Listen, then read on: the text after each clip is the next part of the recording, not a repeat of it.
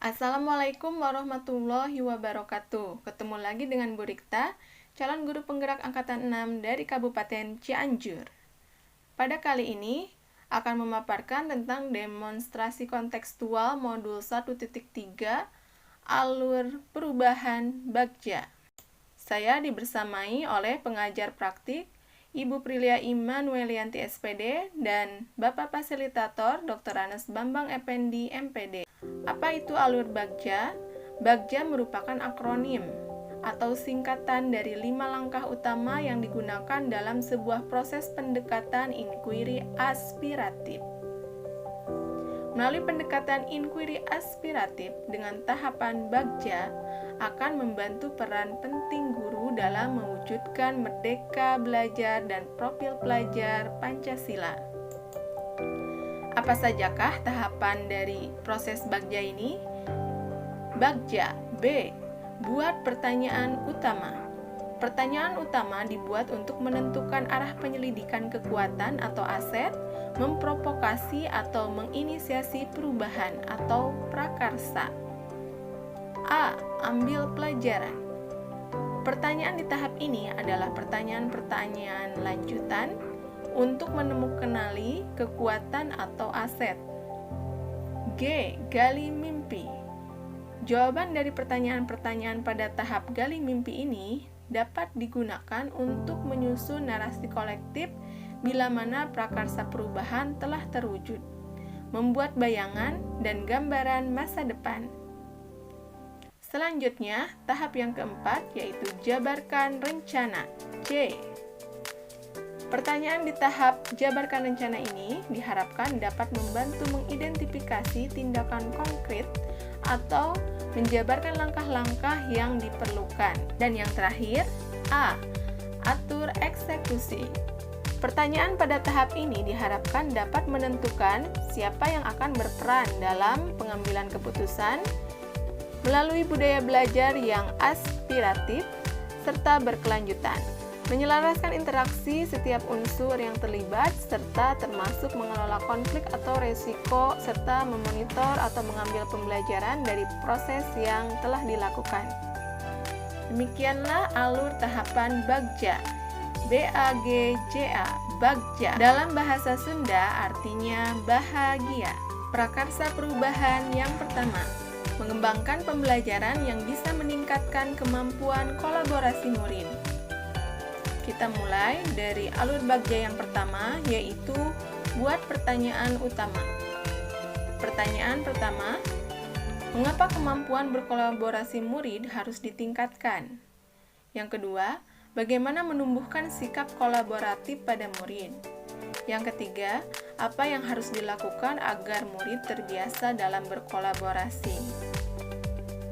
Daftar tindakan yang perlu dilakukan untuk menjawab pertanyaan tersebut yaitu mencari dari berbagai literatur tentang manfaat kolaborasi murid dalam pembelajaran, kemudian menggali informasi dari murid tentang perasaannya ketika mampu bekerja sama dalam kelompok, dan melakukan diskusi serta mengadakan wawancara dengan kepala sekolah, rekan sejawat, rekan satu kelompok CGP tentang kemampuan kolaborasi.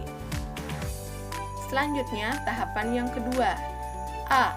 Ambil pelajaran.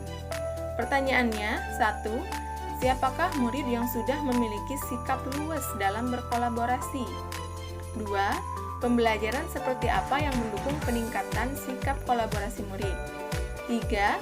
Situasi apa yang dapat kita lihat dari pembelajaran yang meningkatkan kemampuan berkolaborasi? 4. Keterampilan apa yang sudah saya miliki dan membantu saya meningkatkan kemampuan kolaborasi murid? Daftar tindakan yang perlu dilakukan untuk menjawab pertanyaan tersebut, yaitu dengan tes diagnostik mengidentifikasi dan mendaftar murid yang memiliki potensi kolaborasi yang bagus untuk dijadikan pemimpin kelompok belajar.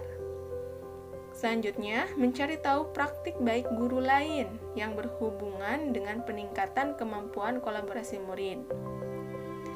Lalu, menerapkan alur model pembelajaran yang berbasis cooperative learning, mendalami elemen kolaboratif, serta mendaftar cara-cara pembagian kelompok yang pernah dilakukan. Misalkan, mengelompokkan murid dengan cara yang berbeda berdasarkan kesesuaian tugas, kesiapan, minat, baik yang homogen maupun heterogen, atau gaya belajar siswa. Murid memilih kelompok belajarnya sendiri, atau guru memilih anggota kelompok. Pengelompokan murid di suatu saat bisa saja dengan tujuan tertentu, tapi terkadang bisa juga dengan secara acak. Selanjutnya, melakukan refleksi dan refleksi pembelajaran dengan melibatkan murid. Jadi refleksi ini, refleksi terhadap diri sendiri, saya sebagai guru, juga refleksi pembelajaran dengan murid. Untuk apa? Untuk mengidentifikasi apakah kemampuan kolaboratif murid sudah ada peningkatan. Tahap selanjutnya yaitu G, gali mimpi. Pertanyaan pada gali mimpi ini, yang pertama, apa sajakah kebiasaan yang akan terjadi jika pembelajaran sudah dapat meningkatkan kemampuan kolaborasi murid? Yang kedua, bagaimana perasaan saya dan murid ketika kemampuan kolaborasi di kelas meningkat?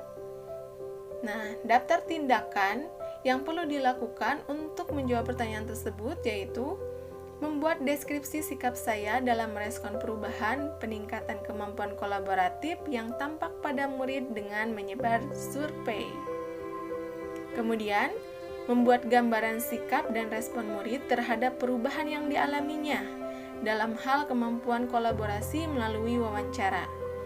Misal, menjadi lebih saling menghargai dan punya inisiatif bersama. Langkah selanjutnya, J. Jabarkan rencana. Pertanyaan untuk jabarkan rencana ini, yang pertama, apa sajakah langkah di kelas yang bisa dilakukan untuk melatih kemampuan kolaborasi murid? Berapa lama target untuk membiasakan murid berada pada situasi tim yang mengharuskan untuk bekerja sama dengan orang lain?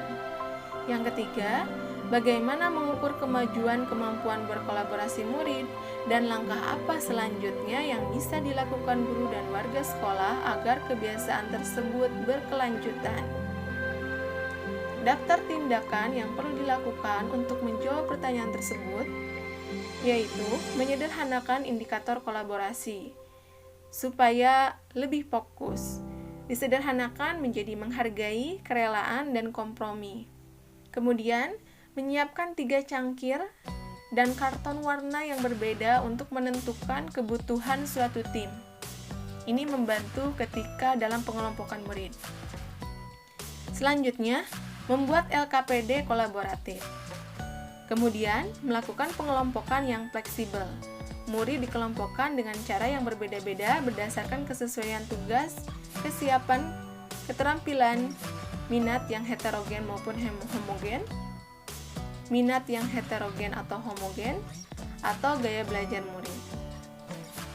Kemudian melakukan dialog bersama guru dan kepala sekolah mengenai kiat-kiat apa saja yang dapat meningkatkan kemampuan kolaborasi murid.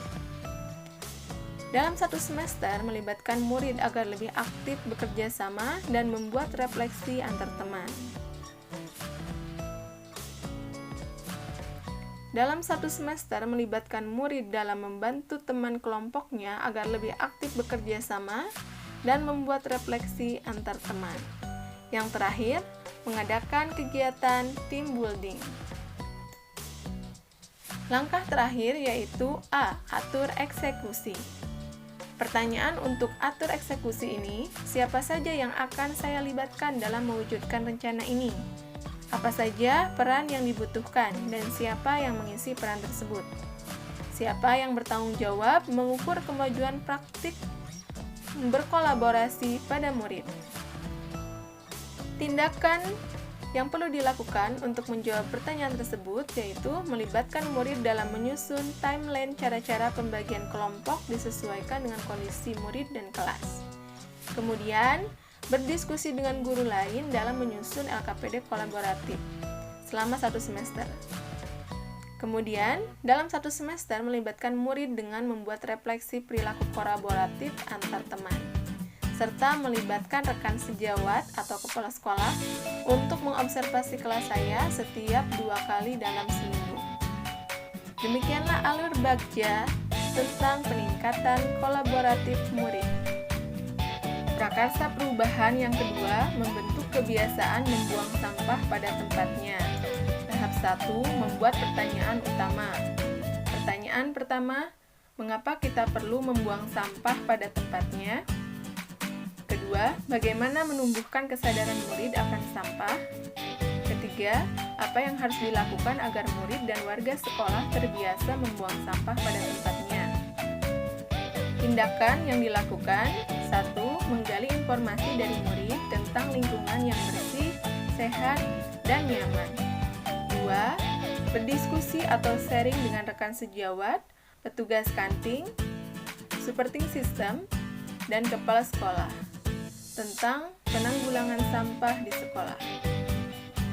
Selanjutnya, tahap kedua, yaitu ambil pelajaran. Pertanyaan: siapakah murid di kelas saya yang rajin buang sampah pada tempatnya? Kebijakan apa yang selama ini mendukung pembiasaan membuang sampah pada tempatnya? Apa sajakah kalimat umpan balik yang harus diberikan kepada murid di saat ia terlihat belum dan sudah dapat membuang sampah pada tempatnya? Terakhir, perlukah diadakan studi banding ke sekolah lain yang pengelolaan sampahnya sangat bagus? Tindakan yang akan dilakukan untuk menjawab pertanyaan yaitu menugaskan murid mencari tahu peraturan tentang sampah di sekolah, mencari tahu bagaimana perasaan murid lain dan warga sekolah ketika melihat ada murid yang belum dan sudah sadar untuk membuang sampah pada tempatnya. Kedua, membuat daftar kalimat umpan balik yang harus diberikan kepada murid di saat ia terlihat belum dan sudah dapat membuang sampah pada tempatnya. Ketiga, mencari tahu dengan studi banding ke sekolah lain yang pengelolaan sampahnya sudah bagus. Tahap ketiga, gali mimpi. Pertanyaan pertama, bagaimanakah penampakan lingkungan yang bebas sampah? Pertanyaan kedua, bagaimana perasaan murid dan warga sekolah ketika melihat sekolah bebas dari sampah? Tindakan yang akan dilakukan yaitu menanyakan pendapat setiap anggota kelas tentang perasaannya ketika berada di kelas dan lingkungan sekolah yang bebas sampah, bersih, dan nyaman. Kedua, membuat desain suasana kelas dan lingkungan sekolah yang bersih, bebas sampah, dan nyaman secara berkelanjutan bersama murid. Langkah selanjutnya yaitu jabarkan rencana. Pertanyaan untuk jabarkan rencana yang pertama, bagaimana pengaturan tong sampah supaya bisa terakses oleh murid di setiap sudut sekolah? 2. Apa yang penting untuk dilakukan agar tong sampah secara berkala selalu dikosongkan? 3. Bagaimana jika ada terobosan satu murid satu kresek sampah setiap hari? Yang keempat, berapa lama target untuk membiasakan murid sadar dengan sampahnya sendiri?